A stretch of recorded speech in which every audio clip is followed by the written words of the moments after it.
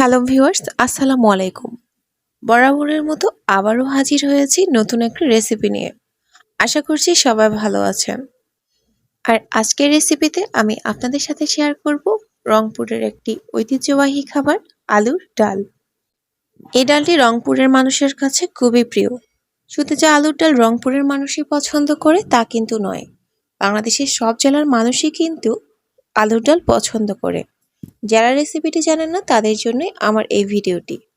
আলুর ডাল রান্না করার জন্য প্রথমে আমি আলুগুলোকে সিদ্ধ করে নিয়েছি। আর আলু সিদ্ধ হয়ে ঠান্ডা হওয়ার পর আমি এগুলোকে খুব ভালো করে চটকে নিলাম। আমি এখানে মাঝারি সাইজের 60টি আলু নিয়েছি। এবার আলুগুলোকে খুব ভালো করে চটকে নেওয়ার পর আমি এখানে যোগ করেছি পানি। আমি এখানে 2 কাপ পরিমাণ পানি ইউজ করেছি।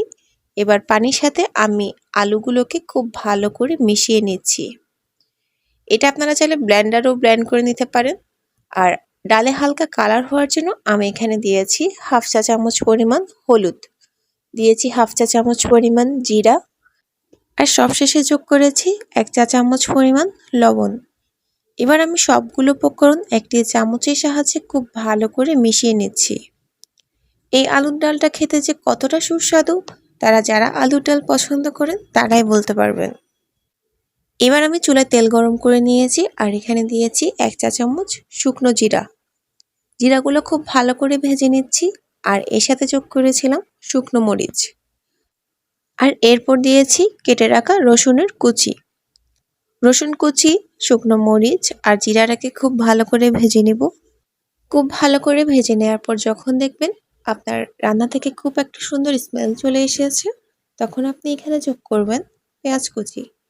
আমি আগে থেকে পেঁয়াজ কুচি করে রেখেছিলাম। এবার আমি পেঁয়াজগুলোকে হালকা ব্রাউন করে ভেজে নিব। পেঁয়াজগুলো যখন হালকা বাদামি কালার হয়ে আসবে তখন আমি এখানে সামান্য পেঁয়াজ আর শুকনো মরিচগুলোকে উঠিয়ে নিব। আমি এখানে হাফ পেঁয়াজ আর রসুন কুচি উঠিয়ে নিয়েছি আর বাকি হাফ চুলোতেই রেখেছি। আর এর সাথে আমি যোগ করেছি সামান্য টমেটো কুচি। এবার টমেটো কুচিগুলোকে আবার তেলের মধ্যে ভেজে নিব। আর ভাজা হয়ে এলে আমি এখানে যোগ করেছি 1 চা চামচ পরিমাণ লবণ। লবণ, টমেটো আর পেঁয়াজ খুব ভালো করে নাড়া হয়ে গেলে এবার আমি এখানে যোগ করব একটু আগে আলাদা করে রাখা আলু আর পানির মিশ্রণটুকু। আপনারা এখানে টমেটোটা স্কিপ করতে পারেন, কারণ টমেটোটা এখানে আমি ইউজ করেছি স্বাদ বৃদ্ধির জন্য। আমি এবার ডালের ঘন মিশ্রণটা এখানে অ্যাড করেছি আর এটাকে চুলায় মাঝারি আঁচে রান্না করব 15 মিনিট।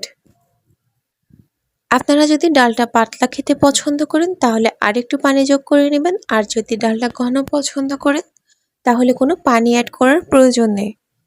যে যার পছন্দ অনুযায়ী রাখবেন।